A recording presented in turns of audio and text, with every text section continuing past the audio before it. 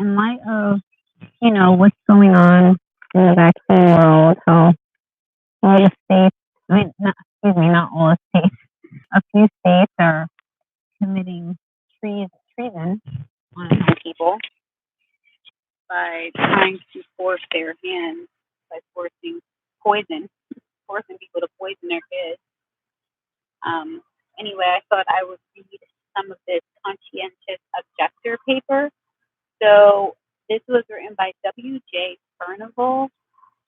It's cute. It says price 1 penny, and it's from 1902. Okay. So the last time I read this, I read the first paragraph of who he is. I'm going to just start with the second paragraph.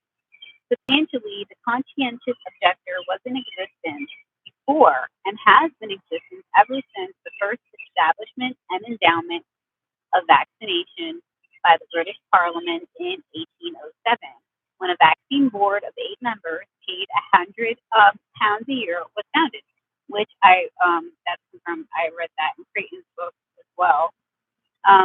For instance, Mr. William Goldston wrote a pamphlet on, in quotes, cases of smallpox subsequent to vaccination, concluding thus, in quotation, "It is far from my wish to provoke controversy. I only ask for further investigation.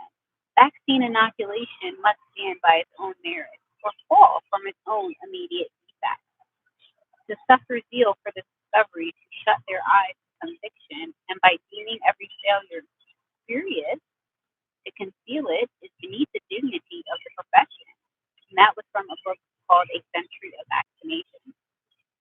And if you hear the language in there, it sounds just like the language of, educated doctors that are against vaccines today. They just like, oh, we don't, I'm not, I'm not trying to say I'm anti-vaccine. I don't want to stir up controversy, but this seems unsafe or that, blah blah blah. It's kind of like the same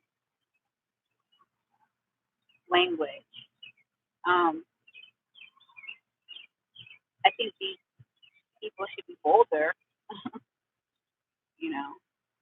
anyhow, because we've been talking this language for too long and it's not really working. I'm going to keep reading. Again, Mr. John Stevenson of Kesworth, in an account of experiences arising in his own practice, communicated to the Medical and Physical Journal in August 1801 that he did not feel perfectly satisfied that cowpox was universally and infallibly an antidote to the smallpox.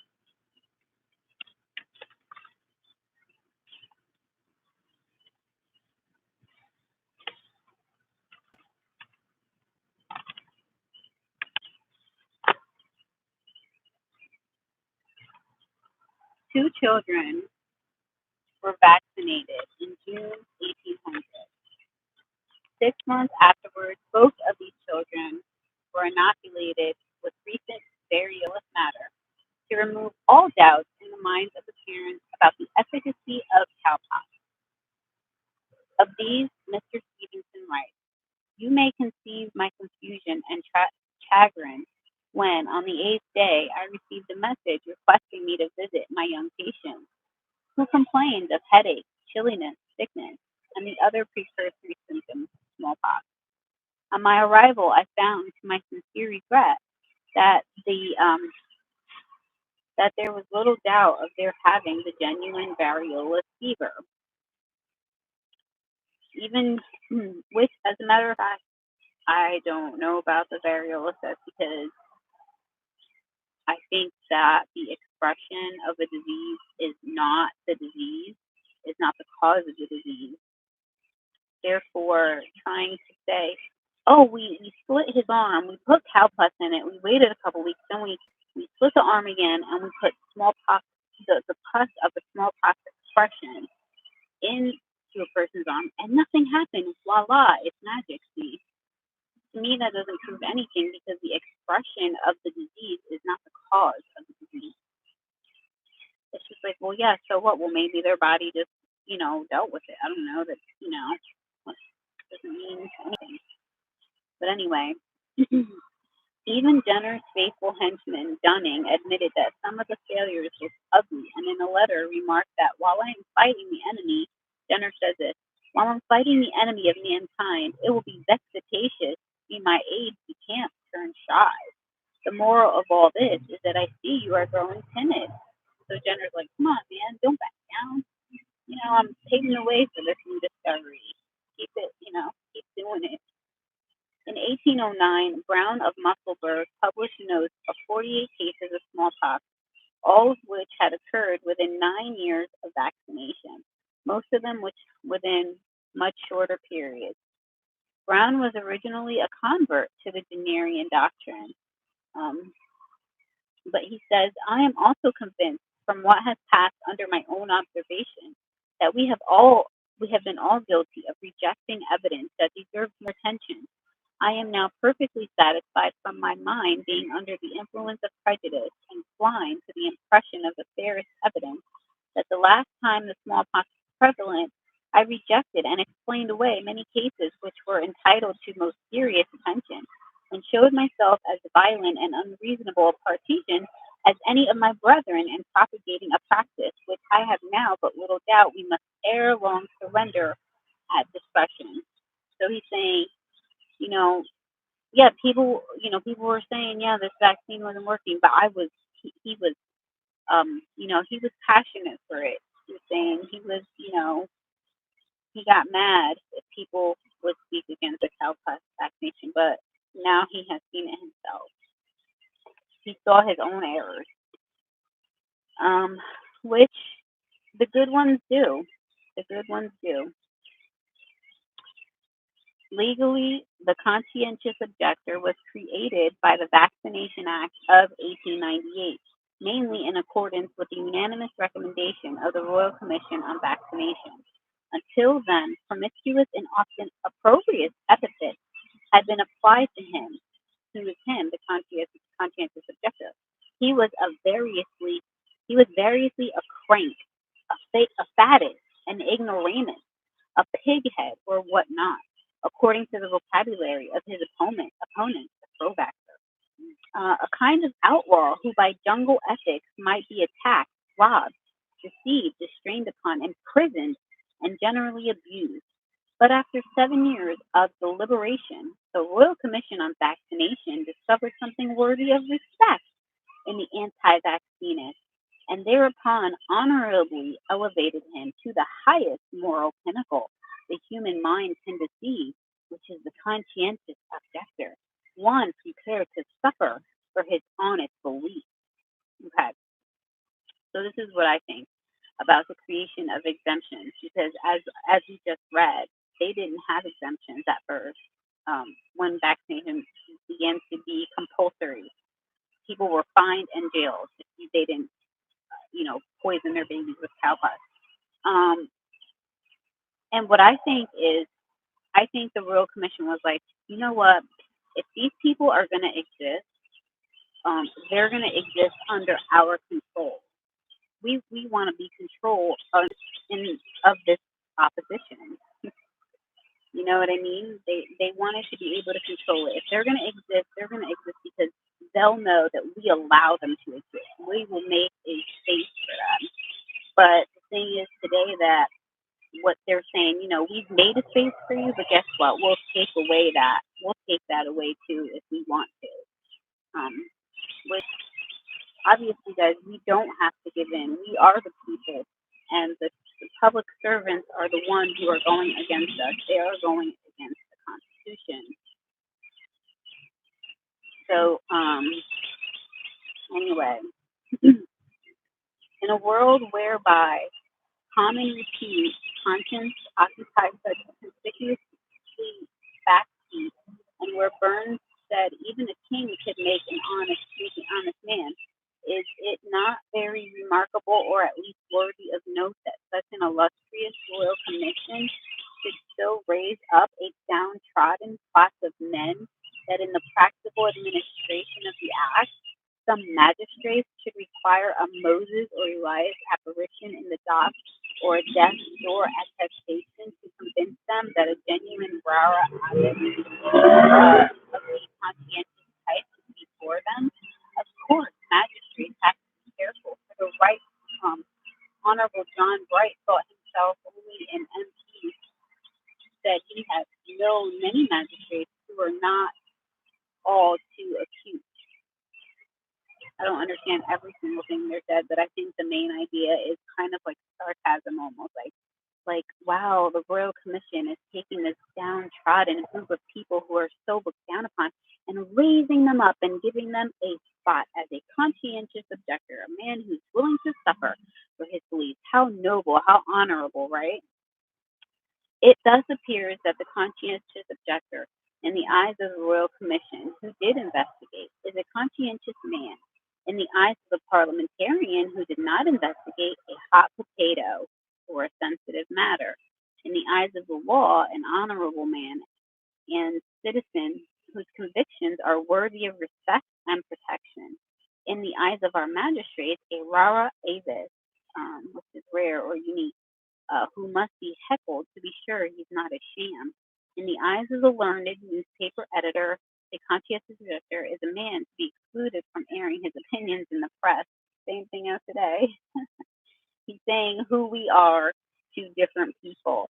And to a newspaper editor, we would be somebody who you would not let them air their opinion in the newspaper or press, except as a paying advertiser. In the eyes of a general practitioner, we would be an inquisitive intruder in the sacred preserves. In the eyes of the masses, a mysterious and studious embryo hero. In the eyes of himself, an intelligent man of honest convictions determined to protect those of whom, by nature and by God, he has been appointed as a protector of. And to use the words of Dr. W. Scott Tebb, himself a martyr to his convictions. So long as the practice of vaccination remains established and enforced by law, it will be the duty of every citizen who is also the father of a family to form a judgment upon it, just like today. And you know, a lot of these people and doctors that were conscientious objectors, they were objectors because they saw the results of vaccination, not just because they were so noble and were like, oh, we don't want to put this in our babies. It's, they saw what it was. They saw it didn't work. They saw the harm that it caused, period, end of story. But just like today, vaccination is just held up on a pedestal, and we're just going to kick it down. So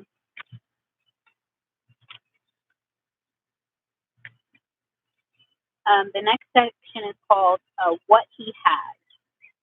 So the first section is who is the conscientious investor, and the second section is what does he have? First of all, he has his children, whom he loves, whom he considers he has received as a trust from the great creator of all things, to whom he will be held accountable. Then he has a mind, an intelligent appreciation of things, an observant mind by which he discriminates as far as he can between good and evil and chooses the good. An independent mind, a mind resolved, not swaying backward and forward, a brave heart willing to suffer, if need be, the consequences of his subservience to his mind, and a conscience that he feels bound to obey. As to worldly goods, he may or may not possess much. His station in life may be either that of a university professor, a doctor of medicine, a king's counselor, a surgeon, an alderman, a town councillor, a guardian, a weaver, a farmer, a miner, a potter, a painter, any high or humble tradesman or artisan, but you won't find him be a drunkard, a blackguard, a thief, or a criminal. Nothing of that kind. On the other hand, you will generally find him a highly respectable citizen, sometimes so timid and retiring as to be shy to bear a heckling in court, even for his consul's sake. Okay? I don't know if any of you have seen it, but there was some kind of like survey that was circulating on the internet about um, who anti-vaxxers seem to be, and it said that they have found that anti-vaxxers were not these kind of people, just for the lack of words, like the anti-vaxxers were not necessarily like low-life people. These people generally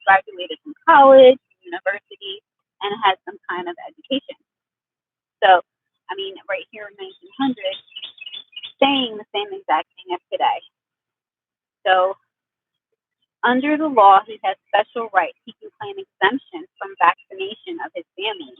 Lord Davy remarked to one conscientious objector and said, "You have applied for an exemption certificate on the ground that you conscientiously believe vaccination would be prejudicial to the health of your child. The Act says you must have the certificate. I do not think we have any right to inquire into any additional reasons. You have made your application, and you must have your certificate."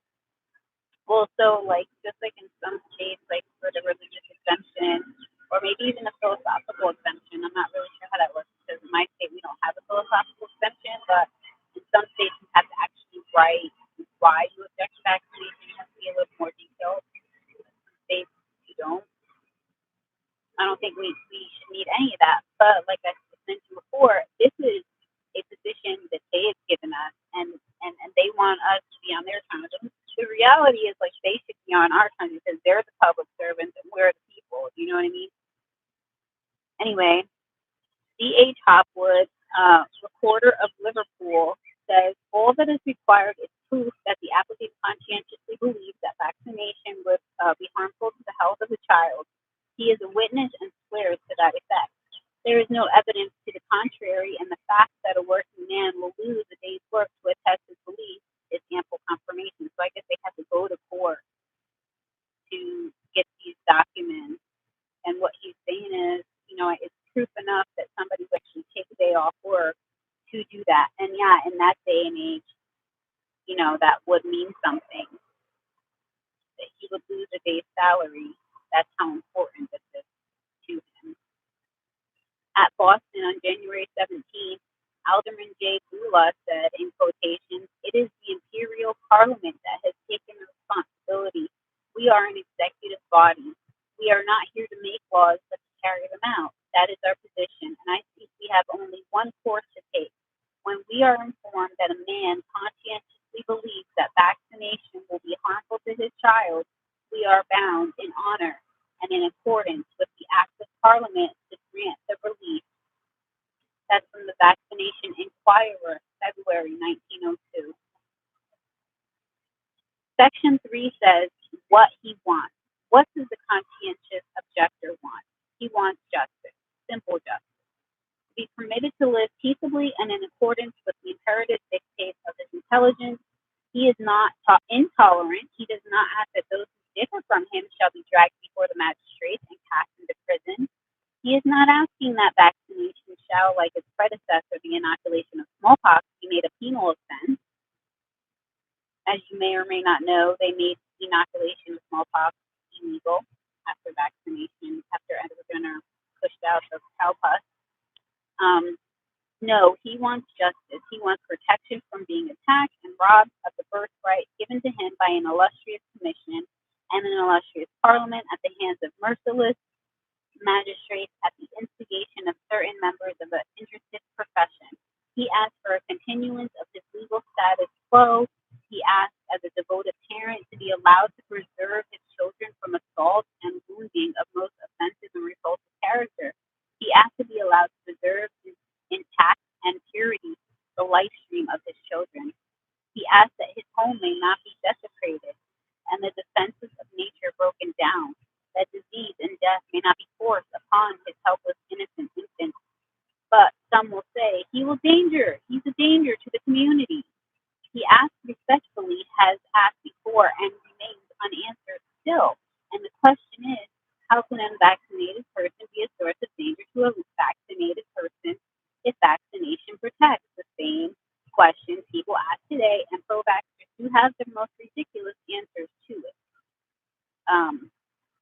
So far from this, H. Valentine nags, rising from a careful study of the history of vaccination from its first inception by Edward Jenner to this present day, concludes thus that, in quotations, the vaccinists assert that the unvaccinated are a danger to the community, and that a father who refuses to have his child operated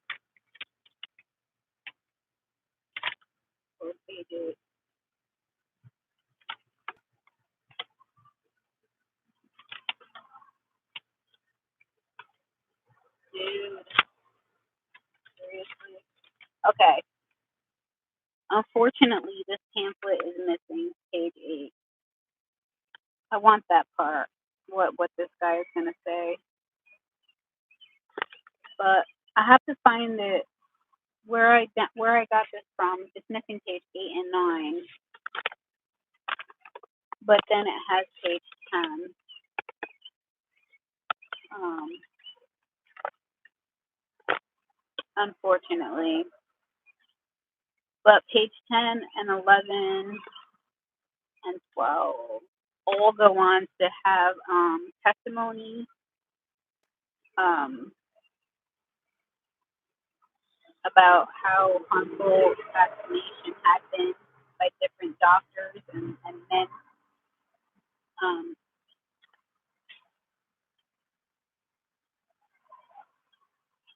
just testimonies, yeah, basically of people who were harmed or still harmed from vaccines. Why?